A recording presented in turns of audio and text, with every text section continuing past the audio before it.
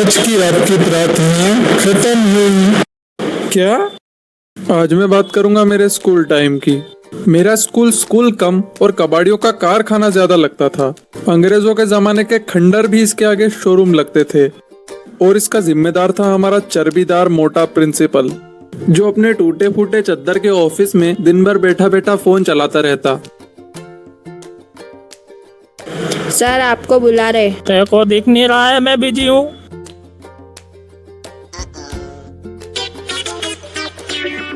इसका यही काम था।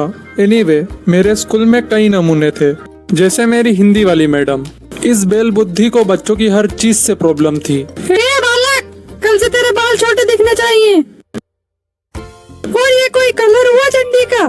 कल से ड्रेस के कलर की चड्डी पहन के आना। और ये इसके पीरियड में टॉयलेट भी नहीं जाने देती, मानो स्कूल के बाद इसकी टॉयलेट साफ करने की भी ड्यूटी हो। हिंदी वाली मैडम के बिल्कुल उलट थे हमारे मैथ्स वाले सर, जो कि थोड़े चापलिए थे और उनका क्लास में बिल्कुल खौफ नहीं था।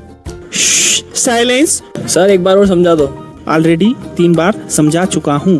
क्या करूँ सर, समझ में नहीं आ रहा। घर पे तो कभी बुक खोल के देखते नहीं हूँ। सर एक बुक तो मैं रोज खोलता हूँ। अच्छा, कौन सी? फेसबुक। बस फालतू बातें करवा लो, पढ़ाई तो तुमसे होती नहीं। होमवर्क किया तुमने? सर आप तो मैथ्स पढ़ाते हो, मान लो मैंने होमवर्क कर लिया। अभी भेजू क्या सर के पास? ये हमारी क्लास का जियान था। टीचर्स की उंगली करना, सीधे बच्चों को डराना, क्लास में सुपारी या चिंगम खाना, मतलब पूरा छपरी था। और उस वक्त हम इसको बड़ा कूल समझते थे। भाई कितना कूल है यार ये। और एक दिन क्लास में इसका लव लेटर पकड़ा गया और फिर सर ने इसकी सारी जवानी निकाल दी। सर सर नहीं करूँगा सर, छोड़ दो सर। और उस दिन के बाद इस जानवर को सेक्शन बी में डाल दिया जाता है। अब मैथ्स के तुरंत बाद आता था इंग्लिश का पीरियड। इंग्लिश की मैम हफ्ते में 5 दिन तो बीमार रहती थी और कभी भूले भटके स्कूल आ जाती तो। साइलेंस, ये सब्जी मार्केट है क्या? देखो बच्चों, मेरी तबीयत बहुत खराब है। फिर भी बच्चों मैं तुम्हारी पढ़ाई के लिए स्कूल आई हूँ ताकि तुम्हारा नुकसान ना हो। इसलिए बच्चों प्लीज चुप रहो। साइलेंस, नहीं पढ़ाना ऐसे बदतमीज बच्चों को।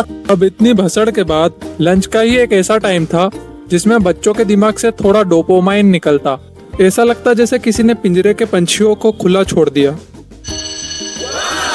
लंच टाइम में हम कुछ भी करें कोई हमें कुछ नहीं बोलता। अरे बेटा, धूम क्यों कर रहे हो? क्या रे टकले, दिमाग क्यों खा रहा है? अभी लंच टाइम चल रहा है ना। अच्छा, करो करो, तोड़ दो। लंच में सभी बच्चे अपने से ज्यादा दूसरों का लंच खाते, पर हम सबसे दूर खोपचे में एक लड़का अकेला लंच करता। इससे सब दूर भागते और ये पढ़ाई से। ना तो कोई इसके पास बैठता और ना कोई इसको बिठाता। इस बेचारे को पूरी क्लास ने जात बाहर कर रखा था। मेरे बर्थडे की चॉकलेट सबको मिलेगी, लेकिन पहले चोर को भगाओ।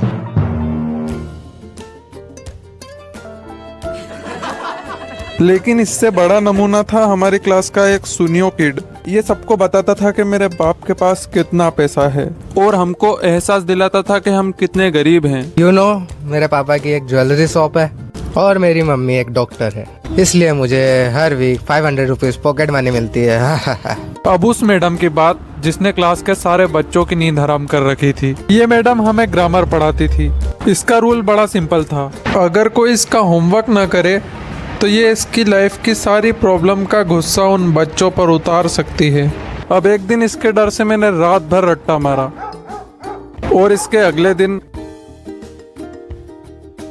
भाई आज तूने होमवर्क किया है क्या? तू मेरी टेंशन मत ले, अपना देख। आज आपके लिए एक सरप्राइज है, आपका सरप्राइज टेस्ट। और जो नहीं लिख पाया उसे पता है ना उसका क्या हाल होगा। A few moments later. तो आज की वीडियो में इतना ही। आई होप आपको अच्छी लगी होगी। मैं कोशिश करूँगा अगली वीडियो और अच्छी बनाऊँ। तो इतना ही कहना था मुझे। बाय।